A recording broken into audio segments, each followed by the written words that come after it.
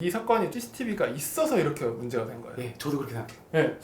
네, 안녕하세요. 김지훈, 은지민 변호사입니다.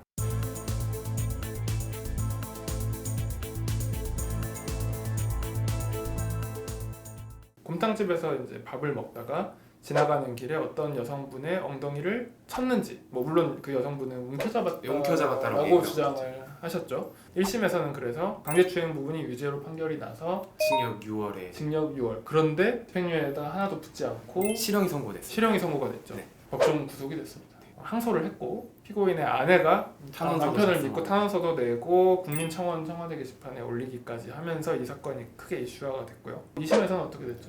그 당시에는 징역 6월에 집행유예 2년이라는 판결이 나왔죠. 근데 이거에 대해서도 피고인께서는 난 무죄다 이런 적이 한 적이 없다라고 끝까지 치열하게 다퉜기 때문에 결국 이 사건이 3심 대법원까지 갔고 그렇죠. 왜냐하면 집행유예는 전과자가 되는 거고 그럼요. 죄를 지었다는 거잖아요. 유죄 판결이거든요. 집행유예도 결국에는. 그렇죠. 근데 오늘 이제 결국 상고 기각이 났죠. 네, 3심에서 네. 피고인의 주장이 최종적으로 받아들여지지 않았기 때문에 2심 원심이 확정이 됐습니다. 그러니까 명확히 보이지 않는다는 게 사건 현장을 명확하게 만지는 장면을 네. 담아낸 장면이 없는 CCTV도 유죄 증거로 쓸 수 있냐 이 말이잖아요. 근데 쓸 수 정황 있죠. 증거죠. 정황 증거로 쓸 수 정황 있죠. 증거죠. 유독 성범죄 증거가 없어요. 성범죄가 증거가 진짜 부족해요. 성범죄가. 네, 그래서 문제가 되는 거고. 그 사건이 딱 발생한 다음에 이 여자분이 바로 따지러 가거든요. 그럼 뭔 일이 일어났다는 것까지는 팩트니까 이런 거 자체가 무슨 일이 있었다는 어떤 그 장면 자체를 정말 정확하게 그렇죠, 보여주는 그렇죠, 거죠. 그렇죠. 이 사건이 좀 재밌는 게 CCTV가 있어서 이렇게 문제가 된 거예요. 네, 저도 그렇게 생각해요. 네, CCTV가 없었으면 오히려 이 사건은 유명해지지도 않았을 거예요.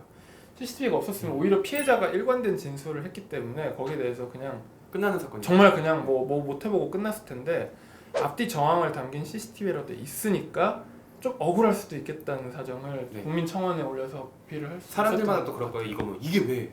이게 왜 이렇게 하는 게 의견이 또 갈리니까. 그렇죠. 그 CCTV는 유죄 증거로 쓰였다기보다는 유죄가 아니라고 억울함을 피력하는 수단이 됐다고 생각을 해요. 그게 아니었으면 피해자 진술만으로도 충분히 제가 더 쉽게 인정이 됐을 것 같아요. 원래 CCTV가 있는 성범죄가 더 드물어요. 그렇죠. 네. 피해자 진술만으로도 유죄가 인정되려면 될 수 있었을 네. 텐데, 그러니까 무조건 된다는 게 아니라 될 수 있었을 텐데 CCTV까지 있어서 이거를 도와준 거고. 쟁점화 돼버린 거지. 그렇죠. 오히려 그리고 피고인 측에서는 CCTV를 이제 우리한테 유리한 방향으로 주장을 하게 된 거죠. 그래서 1.3초면 충분히 가능한 시간이긴 하거든요. 1.3초면 가능은 네, 하죠. 가능하죠. 한 번 딱 움켜 잡았다라는 게 1? 아니 이게 생각보다 긴 시간이에요. 아무 일도 없었는데 그분이 과연 그렇게 행동을 했을까? 대법원이 이미 오늘 판결에 써 있다고 하잖아요. 너무 진술이 자연스럽다고.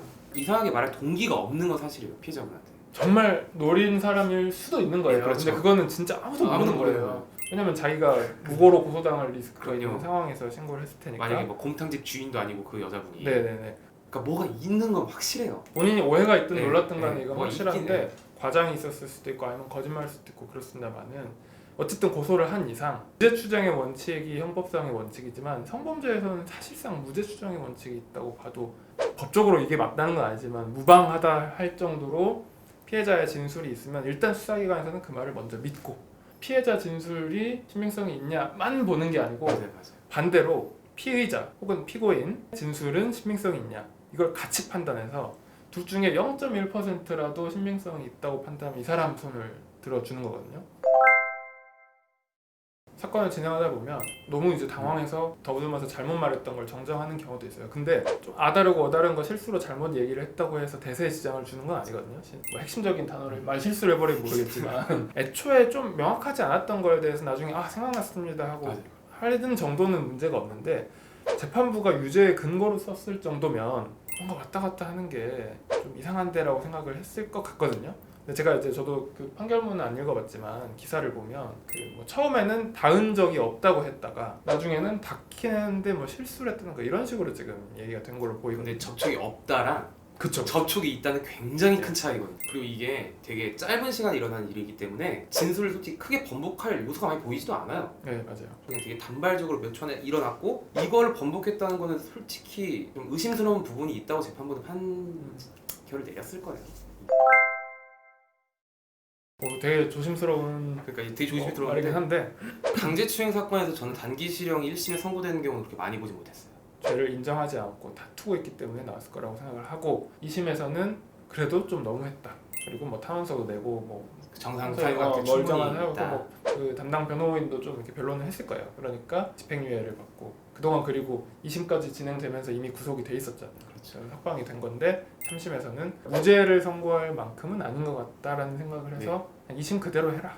강제추행 사건에서는 오히려 징역 6월에 집행유예 2년이 한 해 세트처럼 따라오는 경우를 너무 많이 보긴 했어요. 피해자 진술과 피고인 진술을 대조를 해봤을 때 피해자 진술이 맞고 이 사람한테 선고를 해야 한다면 이 사람의 행동이 잘못됐다고 했을 때 그렇게 과한 정도는 아니라고 봐요. 동종 전과와 그 행위 태양 만진 방식이라든지 아니면 이런 거에 비하면 그렇게 센 판결은 아닌 것 같아요.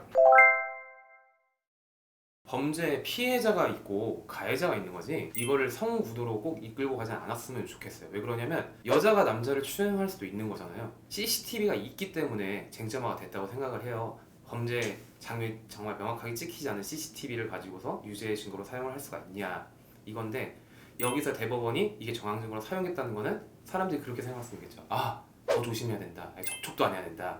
뭐 CCTV 믿으면 억울한 게 풀릴 줄 알았는데 이런 게 아니다 해서 뭐 경각심을 올리는 정도는 있을 것 같은데 지금 시점에서 이게 다시 남녀 문제로 굉장히 불거질까라는 생각은 솔직히 저는 크게 들진 않아요. 그런 생각. 남녀 문제는 아니죠. 피해자와 가해자의 문제죠. 근데 현실적으로는 우리나라에서 이제 성범죄 가해자가 남자가 더 많고 여자가 피해자인 경우가 더 많다 보니까 아무래도 남자들이 좀 더 조심해야 되고 본인이 의도가 없다고 실수를 하다고 하더라도 전과자가 될 수 있다는 공포감이 있는 거는 사실입니다. 저희가 뭐 법률 전문가로서 이 사건이 증거가 뭐 대법원 판단 이럴만 했습니다라고 아무리 백날 얘기를 한들 일반인의 법 감정에서는 CCTV에 나오지도 않고 그리고 실수로 맞았다고 주장을 하는데도 이런 유죄 판결이 났다는 거는 진짜 그럴 의도가 있었지 없을지는 솔직히 말하면 큰 관심이 없을 수도 있어요. 내가 정말로 실수로 이런 경우에 빠졌을 때 자기가 그런 상황에 놓였을 때 진짜. 내가 이걸 방어를 할 수가 있느냐 여기에 대한 공포심이 있는 거죠. 솔직히 말하면 제가 변호사지만 저도 그런 공포심이 생기기는 합니다. 잘 변호를 하고 전략적으로 잘 하고 운도 따르고 해야 억울함을 풀 수가 있는 거고 물론 제가 진짜 잘못했으면 인정해야죠. 인정해야겠지만 솔직히 말해서 이 사건 같은 게 잘못했으면 인정하는 게 맞는데 맞아요. 실수였다면 정말 어렵죠. 어려운데 아마도 이 판결로 인해서 인정을 안 하면 전과자가 될 수 있다는 가능성은 더 높아졌다고 생각을 합니다. 그래서 그 부분에 대해서 훨씬 조심스럽게 접근을 해야 될 것 같고 앞으로 사건을 진행할 때도 이 판결을 좀 참고를 해서 전략을 세우게 될 것 같습니다. 네, 지금까지 그 곰탕집 성추행 사건에 관해서 이제 얘기를 해봤는데 어떻게 좀 잘 저희가 이제 의견이 전달이 됐는지 모르겠네요. 궁금증이 잘 해소가 되셨기를 바랍니다. 만약에 추가적으로 궁금하신 부분이 있어서 저희에게 질문을 하고 싶다면 여기에 댓글 달아주시면 저희가 꼭 답변을 성심성의껏 해드리도록 하겠습니다. 지금까지 김지훈, 은지인 변호사였습니다. 네, 감사합니다.